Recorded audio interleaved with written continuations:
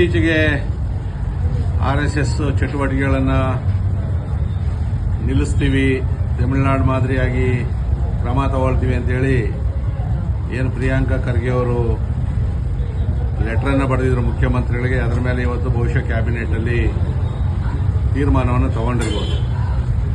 ಅದೇ ಅವ್ರು ಏನೇ ಮಾಡಿದ್ರು ನಮ್ಮ ಚಟುವಟಿಕೆಗಳನ್ನು ನಿಲ್ಲಿಸೋಕ್ಕಾಗೋದಿಲ್ಲ.